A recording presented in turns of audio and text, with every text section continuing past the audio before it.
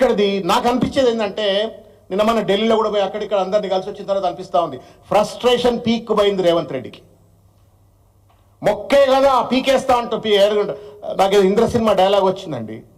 మొక్కే కదా ఏ రెడ్డి మొక్కే కదా పీకేస్తా అంటే నీకు పీకకొస్తా అని చెప్పని చిరంజీవి అంటాడు. అట్లా ఇప్పుడు తెలంగాణ సమాజం అంటా ఉంది కేసీఆర్ను మొక్కంటావా నీ కుర్చీకి పీక్ పడదొబ్బుతాం నిన్ను అని చెప్పని వాళ్ళ తెలంగాణ సమాజం అంటా ఉంది రేవంత్ రెడ్డి. ఇవాళ కేసీఆర్ ఒక ఉద్యమ వటవృక్షం, తెలంగాణ ప్రజల పాలిటి కల్పవృక్షం. నువ్వేమో తెలంగాణ రాజకీయ తులసి వనంలో ఒక గంజాయి మొక్కవు. నువ్వు 11 నెలల్లోనే వేల కోట్ల రూపాయలు దండుకొని అవినీతికి పాల్పడ్డటువంటి ఒక దుర్మార్గమైన ముఖ్యమంత్రి రాష్ట్రంలో ఈ దేశంలో ఎవరున్నారంటే రేవంత్ రెడ్డి.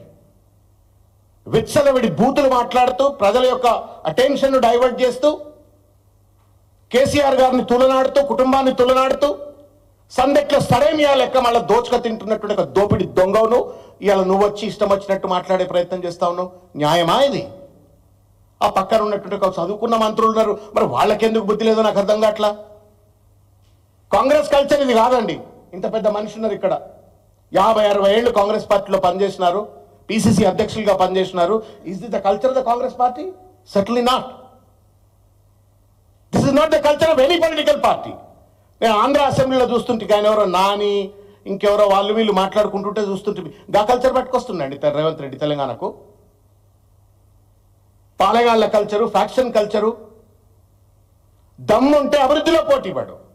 కేసీఆర్ గారు 1,15,000 కోట్ల రూపాయల పర్ క్యాపిటల్ ఇన్కమ్ ను 3.5 లక్షల కోట్ల రూపాయల పర్ క్యాపిటల్ ఇన్కమ్ చేసి నువ్వు మొగోనివి అయితే 7 కోట్ల రూపాయల పర్ క్యాపిటల్ ఇన్కమ్ చేసి చూపెట్టవా? ప్యాడీ ప్రొడక్షన్ లో నెంబర్ 1 చేసిండు, అన్ని పల్సెస్ లో నెంబర్ 1 ప్రొడక్షన్ చేసి చూపెట్టిన మొగోడు అయితే.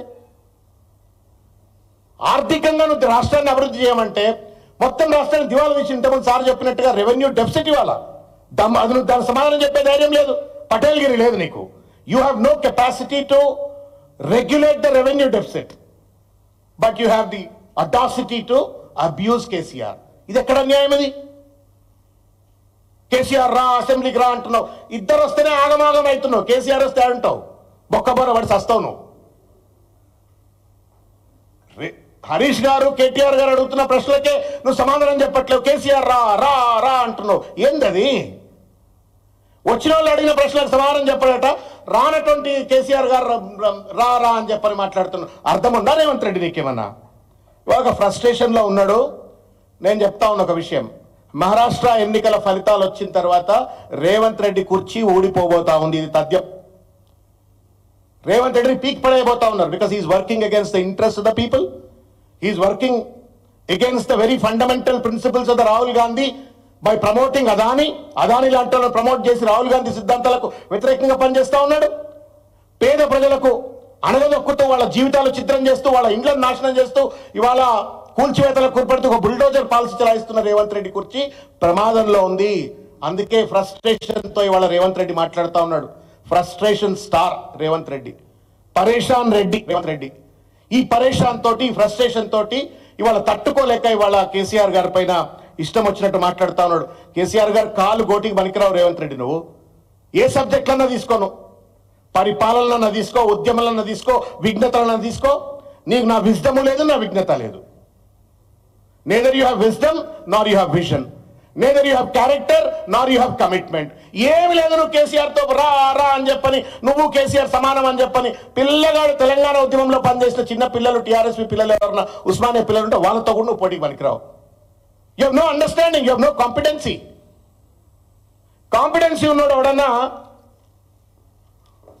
30,000 ఎకరాల్లో నేను 4th సిటీ డెవలప్ చేస్తా అంటున్నాడు, హైదరాబాద్ ధీటుగా వరంగల్ అభివృద్ధి చేస్తా అంటాడు, నేను ఎయిర్పోర్ట్లు పెడతా అని చెప్పని మాట్లాడతాడు. నీకేమైనా అర్బన్ డెవలప్మెంట్ పాలసీ ఉందా రేవంత్ రెడ్డి? 11 నెలలు అయింది. ఒక సెక్టర్లోనైనా ఒక పాలసీని నువ్వు ఇంతవరకు అన్వీల్ చేసిందా? మీరు ఒక్కసారి అడగండి మీడియా మిత్రులారా. Does he have an education policy? Does he have a health policy? Does he have an urban development policy? Does he have a women development policy? Does he have an unemployment policy? No policy, only one policy, abusing policy. No policy, no process. ఏది పడితే చెట్ల మీద ఇస్తాలు కొట్టినట్టు మాట్లాడాలా, చలామణి అయిపోవాలా. ఒక పక్కన Hyderabad lap sided development గా హైదరాబాద్ లో నేను ఫోర్త్ సిటీ కడతా అని చెప్పని అక్కడ మాట్లాడతాడు.